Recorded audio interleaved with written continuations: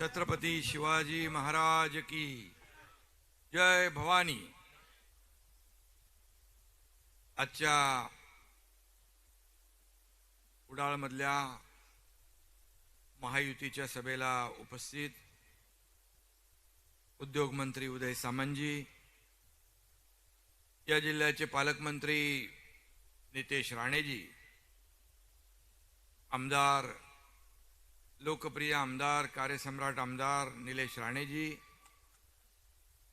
माजी मंत्री आमदार दीपक केसरकर जी, रवींद्र फाटक जी, प्रमोद जटार जी, दत्ता दळवी, संजय आंग्रे, दत्ता सामंत, प्रभाकर सावंत, संजू परब, मनीष दळवी, दीप्ती पडते, श्वेता कोरगावकर, व्यासपीठावरील सर्व महायुतीचे सन्माननीय पदाधिकारी,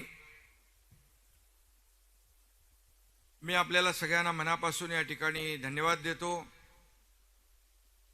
मुंबई आणि ठाण्याची सत्ता या आपल्या कोकणातल्या लोकांनी आणली, त्याबद्दल मनापासून आपलं अभिनंदन, मनापासून। कारण कोकणी माणूस मुंबई आणि ठाण्यामध्ये मोठ्या प्रमाणावर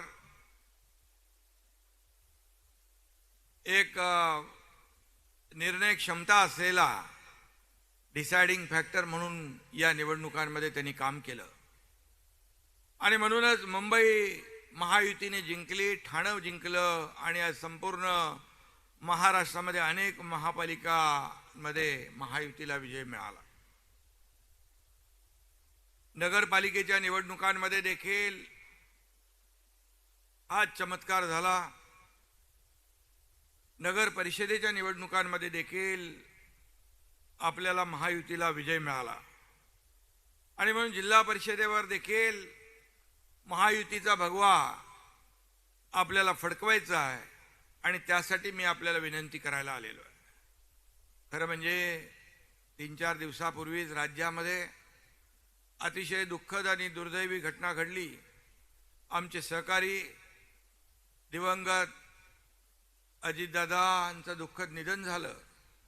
अतिशय मोठी दुर्घटना झाली, राज्याचंही नुकसान झालं। खऱ्या अर्थाने दुःखाचं सावट आहे आणि त्यात निवडणुकाही आहेत आणि या निवडणुका आहेत कार्यकर्त्यांच्या आणि त्यामुळे नेत्यांच्या निवडणुका, लोकसभा, विधानसभा हे कार्यकर्तेच व्यासपीठावर बसलेले आणि समोर बसलेले हे निवडून देत असतात। मग आमदार, खासदार, मंत्री, मुख्यमंत्री सगळेच होत असतो आम्ही आणि म्हणून या कार्यकर्त्यांच्या निवडणुका आपल्याला जिंकायच्या आहेत आणि म्हणूनच आज मी या ठिकाणी आपल्याला विनंती करायला आलोय। मला या ठिकाणी हे वातावरण बघून समाधान आणि विजयाची खात्री झालेली आहे की इथं महायुती समोर कुणाची डाळ शिजणार नाही, कारण इथं नितेश राणे, निलेश राणे हे एकत्र आहेत आणि ही ताकद एकत्र आहे, सर्व महायुती एकत्र आहे। त्यामुळे मला वाटतं या निवडणुकांमध्ये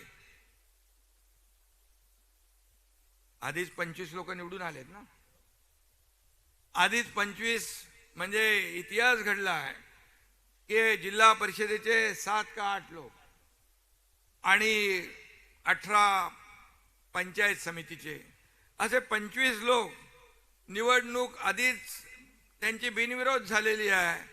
यावर विजयाची 100% खात्री जी आहे, 25% जिंकले, आता 75% तर म्हणजे 100% विजयाची खात्री महाराष्ट्रामध्ये कुठल्या जिल्हा परिषदेमध्ये देऊ शकत असो तो सिंधुदुर्ग जिल्हा असू शकतो। आणि म्हणून नितेश राणे यांनी मगाशी सांगितले की आमची युती झालेली आहे, आम्हाला तर काही इथं चिंता नाही आहे, पूर्वीसारखं काही त्रास नाही आहे। निलेश इकडे आहेत, उदय सामंत आहेत, इकडे आपले केसरकर आहेत, सगळे महायुतीचे पदाधिकारी आहेत। खरं म्हणजे महायुतीच्या कार्यकर्त्यांच्या मेळाव्याला एवढे प्रचंड मोठ्या प्रमाणावर हे प्रमुख कार्यकर्ते आहेत, एवढे हे कार्यकर्ते महायुतीचे जेव्हा काम करतायत याचा अर्थ लक्षात घ्या, समोरच्या लोकांचं डिपॉझिट जप्त झाल्याशिवाय राहणार नाही, अशा प्रकारचं वातावरण या ठिकाणी आहे. आणि म्हणून ही महायुती प्रामाणिकपणे आपण लढवतोय. महायुतीने निवडणुका इथं शिवसेना आहे, भाजपा आहे, अजितदादांची राष्ट्रवादी आहे. आणि म्हणूनच महायुतीमध्ये आपण राज्यामध्ये कारभार करतोय. आता इथे देखील सिंधुदुर्गामध्ये फार कमी ठिकाणी अशा तिघांची युती झाली आहे. इथंच मला पहिल्यांदाच पहिलीच आहे, तिघ एकत्र आहोत. आणि म्हणून ही महायुती घट्ट आहे आणि कार्यकर्ते एक दिलाने काम करतायत. खरं म्हणजे कोकण म्हणजे, मी शिवसेनेचा म्हटलं तर कोकण म्हणजे शिवसेनेचा बालेकिल्ला. बाळासाहेबांनी कोकणावर प्रेम केलं, कोकणी माणसाने बाळासाहेबांवर प्रेम केलं. जय महाराष्ट्र ही गर्जना कोकणातून घुमली. खऱ्या अर्थाने मुंबईमध्ये शिवसेना जन्म झाला असला तरी मुंबईची नाळ कोकणात पुरली आहे. एवढं जिव्हाळ्याचं नातं शिवसेना आणि कोकणाचं आहे, राणे साहेबांचं आणि कोकणाचं आहे. कोकण म्हटलं की राणे साहेब. राणे साहेब आमचे नेते जेव्हा मुख्यमंत्री होते त्यावेळेस त्यांनी जे काम केलं या कोकणासाठी ते कोणी विसरू शकणार नाही. कारण विरोधी पक्षनेता म्हणून जे होते तेव्हाही मी त्यांच्या सोबत काम केलेलं आहे. आणि म्हणून विरोधी पक्षनेता काय असतो, त्याचा दरारा काय असतो, त्याचा अभ्यास काय असतो, त्याच्या प्रत्येक गोष्टीबद्दल त्याची माहिती काय असते, या सगळ्या गोष्टी मी बारकाईने पाहिलेल्या आहे. राणे साहेब सभागृहामध्ये बोलायला उभे राहिल्यानंतर, विरोधी पक्ष नेता म्हणून उभा राहिल्यानंतर सरकारची ततपप व्हायची. कारण एवढा अभ्यासू नेता राणे साहेबांसारखा कोणी पाहिला नाही. कारण प्रत्येक गोष्टीची बारीक सारीक माहिती घेऊन ते बोलायचे. आणि म्हणून या कोकणासाठी देखील त्यांचं मोठं योगदान आहे. खऱ्या अर्थाने एक प्रशासक आणि एक प्रशासन काय असतं हे मी पाहिलेलं आहे. एक आठवण मी सांगतो. मी ठाण्याचा सभागृह नेता होतो. आनंद दिघे साहेब होते आणि ठाण्यातल्या सर्व इमारतींना टी चंद्रशेखर असताना आयुक्त नोटिसा काढल्या होत्या पाडण्याच्या. धोकादायक इमारती होत्या तर ठीक आहे, परंतु त्याबरोबर ज्या चांगल्या होत्या त्यालाही नोटिसा होत्या. आता लाखो लोक रस्त्यावर येणार, बेकार होणार. मग रात्री आम्ही राणे साहेबांच्याकडे गेलो. राणे साहेब मुख्यमंत्री होते. ते म्हणाले, अरे बाबा जर इमारत पडली तर काय करणार? इमारत पडणाऱ्या इमारती, ज्या धोकादायक इमारती आहेत त्याचं वर्गीकरण करूया, पण ज्या मजबूत इमारती आहेत, चांगल्या इमारती आहेत, त्याच्यात देखील लाखो लोक राहत आहेत, त्यांना स्थगिती पाहिजे. मी बघितलं त्यांचं काम करण्याची पद्धत आणि जे अधिकार वापरण्याची पद्धत. त्यांनी तात्काळ त्या सर्व इमारतींना स्थगिती दिली आणि लाखो लोकांची घरं वाचवली. याचा साक्षीदार मी आहे. आणि म्हणून मी देखील काम करत असताना कुठलंही कारण देत नाही. तसंच राणे साहेब देखील त्यांच्या कारकिर्दीमध्ये no reason on the spot decision घेऊन मोकळे व्हायचे. खऱ्या अर्थाने राज्य कोणाचं आहे? हे राज्य सर्वसामान्य लोकांचं आहे. या राज्यामध्ये सर्वसामान्य माणूस दुःखी कष्टी होता कामा नये, अडचणीत सापडता कामा नये. त्याचं दुःख दूर करण्याचं काम राज्याचं असतं, राज्यकर्त्यांचं असतं. आणि म्हणून मगाशी निलेश राणे यांनी सांगितलं की ही राणे साहेबांच्या मार्गदर्शनाखालची सिंधुदुर्ग ही जिल्हा परिषद आहे. आणि या जिल्हा परिषद एकही डाग नाही. अभिमान आहे आम्हाला पण की या राणे साहेबांनी ही जिल्हा परिषद सिंधुदुर्ग जे आहे ही यापुढे देखील राणे साहेबांच्याच मार्गदर्शनाखाली, त्यांच्याच नेतृत्वाखाली ही पूर्णपणे 100% जिल्हा परिषद जिंकल्याशिवाय आपण राहणार नाही. आणि निलेश राणे, नितेश आता इथं पालकमंत्री आहेत, त्यामुळे कॅबिनेटमध्ये जे जे काही तुमचे प्रस्ताव इथले कोकणातले येतात, एकही मिनिट आम्ही लावत नाही, ताबडतोब मंजूर करतो आणि त्याला चालना देतो. त्यामुळे तुम्ही बजेटचा जो विषय मांडलेला आहे, मी उदय सामंत यांच्याशी बोललो, तुम्ही तर कमी सांगितलंय, ते बजेट कसं वाढेल? 100 कोटीचं बजेट झालंच पाहिजे, त्याशिवाय या भागाचा विकास कसा होणार? आणि म्हणून आम्ही देणारे आहोत. मी मुख्यमंत्री असताना 2.5 वर्षाचं कारकीर्द आपण पाहिली आहे. मी मुख्यमंत्री असताना घेतलेले निर्णय, मी देवेंद्रजी जेव्हा सुरुवातीला आम्ही होतो, सुरुवातीला जी पहिली कॅबिनेट झाली माझ्या मुख्यमंत्री पदाच्या कारकिर्दीत, मुख्यमंत्री आणि उपमुख्यमंत्री देवेंद्रजी होते.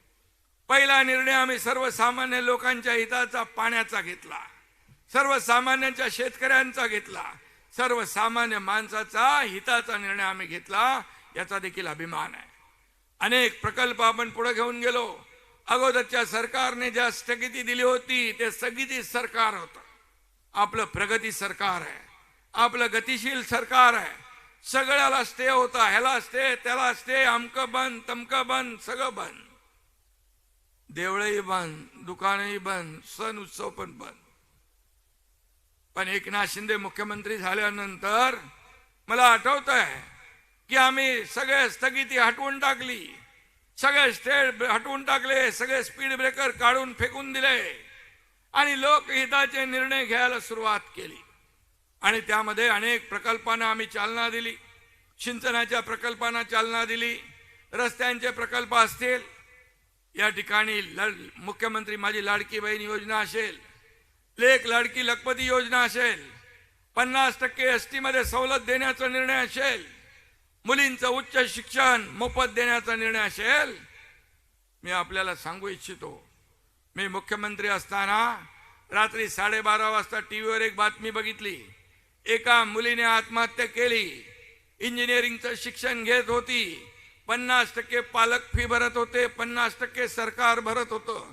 पण तिला वाटलं माझे पालक 50% फी भरायला ऐपत नाही, ते आत्महत्या करतील वडील, म्हणून त्या मुलीने आत्महत्या केली. रात्री 12:30 वाजता बघितल्यानंतर मनाला वेदना झाली आणि तात्काळ येत्या कॅबिनेटमध्ये येणाऱ्या आठवड्याच्या आत आम्ही विचार केला, जर आमच्या राज्यामध्ये शिक्षणासाठी मुली आत्महत्या करत असतील तर राज्यकर्त्यांचा, राज्याचा फायदा काय, या सत्तेचा फायदा काय. एका झटक्यामध्ये 50% फी होती त्याचे 100% फी मध्ये सवलत देण्याचा निर्णय घेतला. शेतकरी सन्मान योजना केली. केंद्र सरकार मोदीजी सन्मान योजने 6,000 रुपये वर्षाला द्यायचे, 6,000 आम्ही टाकले. शेतकरी सन्मान योजना आम्ही सुरू केली, पीक विमा योजना सुरू केली, अनेक योजना केल्या. अतिवृष्टीमुळे होणारं नुकसान जे आहे ते एनडीआरएफचे निकष बाजूला टाकले, दुप्पट आपण देऊ लागलो. सततच्या पावसामुळे होणारं नुकसान कधी मिळत नव्हतं ते देऊ लागलो. अनेक निर्णय घेतले. सिंचनाचे प्रकल्प जवळपास 132 प्रकल्पांना चालना दिली. या महाराष्ट्राच्या इतिहासामध्ये कधी नाही तेवढे आम्ही निर्णय देवेंद्रजी आम्ही घेतले. नंतर अजितदादाही आले. आणि मला सगळ्यात माझी आवडती योजना कुठली असेल तर मुख्यमंत्री माझी लाडकी बहीण योजना. ही योजना वर्षाला किती रुपये खर्च होतो आपल्याला माहित आहे? 45,000 कोटी रुपये. 45,000 कोटी रुपये वर्षाला देण्याचा निर्णय घेण्याची हिम्मत आणि धाडस लागतं, धाडस लागतं. ते आम्ही केलं, महायुती सरकारने केलं. त्यावेळी विरोधक टिंगल करत होते, काय 1,500 रुपये देणार, काय देणार, हे चुनावी जुमला आहे, हे फसवी घोषणा आहे. कोणी कोर्टात गेलं, कोणी खोडा घातला, बोले बंद करा, अमक करा, तमक करा. परंतु महायुती सरकारने मुख्यमंत्री माझी लाडकी बहीण योजना सुरू केली. खात्यात पैसे जमा होऊ लागले. तेव्हा लोक म्हणू लागले विरोधक, अरे पैसे जमा लवकर लवकर काढा नाही तर सरकार परत घेईल, काय काय म्हणाले. परंतु महायुती सरकार ठाम. महायुती सरकारने निश्चय केला होता, कारण गरिबी आम्ही पाहिली आहे. गरिबी काय असते, मी शेतकऱ्याचा मुलगा आहे, मी देखील गरिबी पाहिली आहे. माझ्या आईची पत्नीची काटकसर पाहिली आहे. मुख्यमंत्री झाल्या झाल्या देवेंद्रजींना सांगितलं आपल्याला हा निर्णय घ्यायचा आणि तो आम्ही घेतला. 45,000 कोटी आम्ही पाहिले नाही. आणि म्हणून तुम्हाला मी सांगतो, आता ही अफवा पसरवत आहेत, पण मी आपल्याला सांगतो, कोणी माईकाला आला तरी माझी लाडकी बहीण योजना कधी बंद होणार नाही. उलट मी हेही सांगतो, पत्रकार मला कधी विचारतात, तुम्ही तर घोषणा 2100 रुपयाची केली आहे. हो केली आहे, आणि योग्य वेळी ती घोषणाही आम्ही पूर्ण करणार. आम्ही बोलणारे, आम्ही खोटं आश्वासन देणारे नाही, प्रिंटिंग मिस्टेक वाले नाहीच नाही. आमच्याकडे का आम्ही देणारे आहोत. ते तर मग सगळे सांगता आमच्याकडे काही नाही, आमच्याकडे काही नाही. अरे आमच्याकडे काय, तुमच्याकडे होतं तेव्हाही नाही दिलं तुम्ही. आणि म्हणून द्यायला दानत लागते. ती दानत दाखवली आम्ही महायुतीने. आज देवेंद्रजी पुढं वर्षभर त्यांचं काम बघा. आज दावोसमध्ये इथे उदय सामंत इकडे आहेत. दावोसला गेले मुख्यमंत्री आणि ते. मी गेलो, मला वाटतं 4 वेळा गेले का हो तुम्ही? 4 वेळा दावोसला जाणारा उद्योगमंत्री पहिलाच आहे. माझ्या वेळेस पण होते. आम्ही त्यावेळेस MOU केले, करारनामे केले, ते अंमलात आणले, नुसते कागदावर नाही राहिले. आता देखील 30 लाख कोटीचे मुख्यमंत्री देवेंद्रजी आणि उदय सामंत यांच्या काळात 30 लाख कोटी रुपये करार झाले. महाराष्ट्राला लोक पसंत करतात. महाराष्ट्रात इन्फ्रास्ट्रक्चर आहे, महाराष्ट्रात कनेक्टिव्हिटी आहे, महाराष्ट्रामध्ये स्किल मॅन पॉवर आहे, महाराष्ट्रात पोषक वातावरण आहे, महाराष्ट्रामध्ये लोक येत आहेत. सिंगल विंडो क्लिअरन्स मध्ये त्यांना आपण मोठ्या सवलती देतोय. आणि म्हणून उद्योग क्षेत्रामध्ये देखील उद्योग मंत्री तुम्हाला मी सांगू इच्छितो, तुम्ही काय ते स्किल सेंटर काढणार इकडे, एवढ्यावर भागणार नाही. या आमच्या सिंधुदुर्गातल्या तरुणाला मुंबई ठाण्यात नोकरीसाठी जायला लागू नये अशा प्रकारचे उद्योग इथं सुरू करा. या ठिकाणी जे जे काय करायचं ते करा. पर्यटनाला वाव आहे, इथं निसर्ग सौंदर्य आहे. पर्यटनाला चालना देण्यासाठी देखील आपण या ठिकाणी काम करू. पालकमंत्री स्वतः आता परवाच्या कालच्या बजेटमध्ये देखील मत्स्य उद्योग आणि बंदरसाठी आणि काजू, आंबा आणि याच्यासाठी दिलं ना नारळ. केंद्राच्या बजेटमध्ये देखील प्रधानमंत्री महोदयांनी कोकणाचा विचार केला. बघा, प्रधानमंत्री विचार करू शकतात तर आम्ही समजून गेलं पाहिजे की राज्याने देखील या कोकणावर बारीक लक्ष ठेवून विकास केला पाहिजे. आणि सिंधुदुर्ग जे आहे, हे सिंधुदुर्ग जिल्हा छोटा पण एक निसर्ग वरदान लाभलेला आहे. आणि म्हणून या सिंधुदुर्गाला काही कमी पडणार नाही याची खात्री मी तुम्हाला द्यायला आलेलो आहे. या ठिकाणी तरुणाच्या हाताला काम मिळालं पाहिजे. या लाडक्या बहिणी ज्या आहेत, फक्त 1,500 रुपये थांबता कामा नये. त्यांच्या स्वतःच्या पायावर त्यांना उभा करायचं आहे. त्यांनी छोटे मोठे व्यवसाय केले पाहिजे. व्यवसाय केंद्र आपण या ठिकाणी सुरू करू. त्या ठिकाणी त्यांचा माल विकत घेतला पाहिजे, त्याचं ब्रँडिंग झालं पाहिजे, मार्केटिंग झालं पाहिजे. हे देखील आपण करू. अरे 1,500 रुपयाची माहिती आम्ही घेतली. काही लोक म्हणतात 1,500 रुपये दिले म्हणून अर्थसंकल्पावर भार आला. अरे कोणाचे पैसे आहेत? अरे याच लोकांचे पैसे आहेत. तेच आम्ही पैसे त्यांना देऊन त्यांना त्यांच्या कुटुंबाला आधार देण्याचा प्रयत्न केला आहे. आज कितीतरी सक्सेस स्टोरी बघा. कितीतरी माझ्या लाडक्या बहिणीने प्रपंचाला हातभार लावलाय, आपल्या मुलाबाळांचं शिक्षण केलंय. आम्ही 1.5 लाखाचा विमा मी मुख्यमंत्री असताना 5 लाख रुपये केला. महात्मा ज्योतिबा फुले योजना, अनेक योजना केल्या लाडक्या बहिणींसाठी आम्ही केल्या. माता सुरक्षित तर कुटुंब सुरक्षित केलं. त्याच्यामध्ये 3 कोटी महिलांची तपासणी झाली. आणि म्हणून या माझ्या लाडक्या बहिणींना केंद्र सरकार, मोदी साहेब देखील आत्मनिर्भर आणि आत्मसन्मान मिळवून देण्याचा प्रयत्न करतात. राज्य सरकार कुठेही कमी पडणार नाही, मागे राहणार नाही. माझ्या लाडक्या बहिणींना आम्हाला लखपती झालेलं बघायचं, हे देखील आमचं स्वप्न आहे. हा देखील आमचा निश्चय आहे. खऱ्या अर्थाने एक महिला जी आहे आपली, कुटुंबाचं सगळं भार तिच्यावर असतो. आणि म्हणून काय विरोधक, तुम्ही देणार तर नाही, काय देतही नाही, दिलंही नाही. आम्ही दिल्यावर त्याच्यावर आता ज्या निवडणुकामध्ये होत्या, निवडणूक आयोगाला पत्र लिहिलं, तुम्ही या लाडक्या बहिणींचा इन्स्टॉलमेंट हप्ता आता थांबवा. अरे म्हणजे विरोधकांची वृत्ती काय. आणि म्हणून लाडक्या बहिणी, माझ्या ज्या लाडक्या बहिणी आहेत त्यांनी विधानसभेत चमत्कार दाखवलाय. 232 आमदार आताच्या इतिहासामध्ये महाराष्ट्राच्या कधीच आले नव्हते. महायुतीचे 232 आमदार आणण्याचा चमत्कार माझ्या लाडक्या बहीण भावांनी शेतकऱ्यांनी केलेला आहे. आणि म्हणून आम्ही ते कधी विसरणार नाही, कधी विसरणार नाही. आणि म्हणून हे जिल्हा परिषद आणि पंचायत समितीची निवडणूक हे गावाचा विकास करणारी असते, गावाला न्याय देणारी असते, गावागावामध्ये विकासाची गंगा आणणारी असते. आणि म्हणून या ठिकाणी कुठल्याही परिस्थितीमध्ये कमी पैसे पडणार नाहीत हा शब्दही मी देतो। मी एकनाथ शिंदे आहे, एकदा बोललो की बोललो, दिलेला शब्द पाळतो आणि म्हणूनच या एकनाथ शिंदेच्या पाठीशी 2022 ला 50 आमदार एक सर्वसामान्य कार्यकर्त्याच्या मागे उभे राहिले। 50 आमदार छोटी गोष्ट नाही आहे। आणि त्यावेळेस मग या महाराष्ट्रातल्या तमाम जनतेच्या मनातलं सरकार आम्ही आणलं, अन्यथा हे राज्य 10-20 वर्ष मागं गेलं असतं। आणि म्हणून मी आपल्याला एवढंच सांगेन की या ठिकाणी कुठलाही विकासाला पैसे कमी पडणार नाही। निलेश, काही चिंता करू नका, इथं 3 मंत्री आहेत, 1 2 3, माझी थोडी जास्ती चालते त्यांच्यापेक्षा। मुख्यमंत्र्यांना सांगून जिथे जिथे आम्ही चर्चा करून या ठिकाणी आज जे काय आवश्यक आहे या सिंधुदुर्ग जिल्ह्याच्या विकासासाठी, या सिंधुदुर्ग जिल्ह्यामध्ये मूलभूत सोयी सुविधा देण्यासाठी, रस्त्यासाठी, पाण्यासाठी, पर्यटनासाठी, रोजगारासाठी, लाडक्या बहिणींचे हात मजबूत करण्यासाठी, शेतकऱ्यांसाठी जे जे काही करणं आवश्यक आहे ते केल्याशिवाय आम्ही राहणार नाही हा शब्द मी आपल्याला देऊ इच्छितो।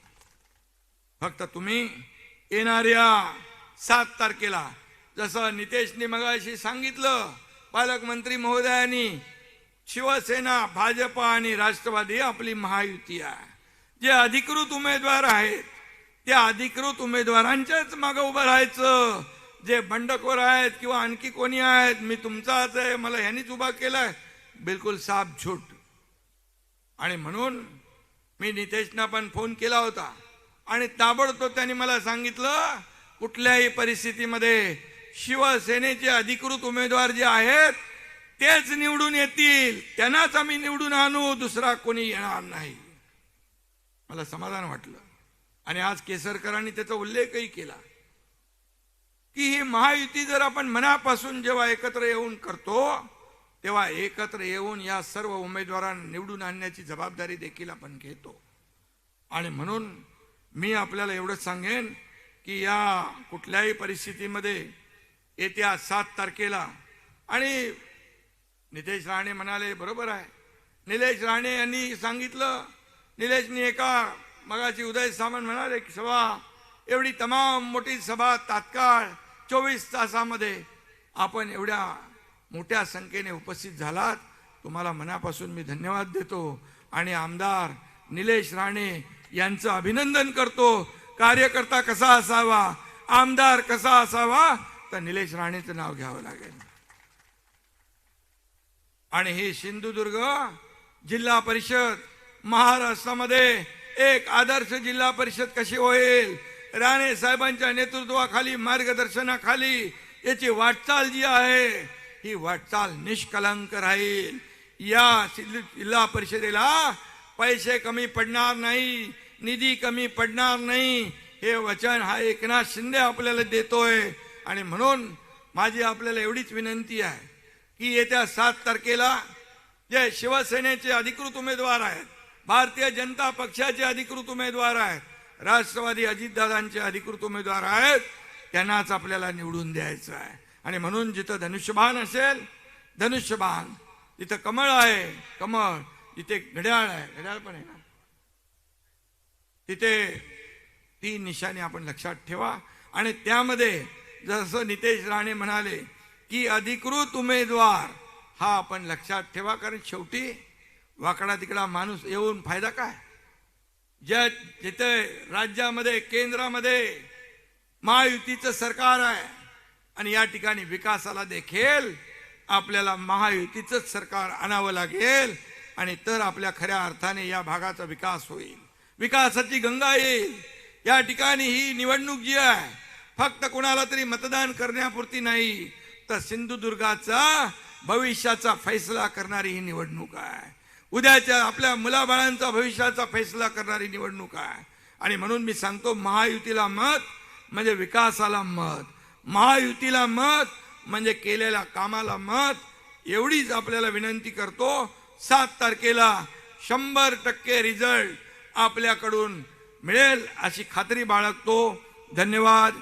जय हिंद, जय महाराष्ट्र।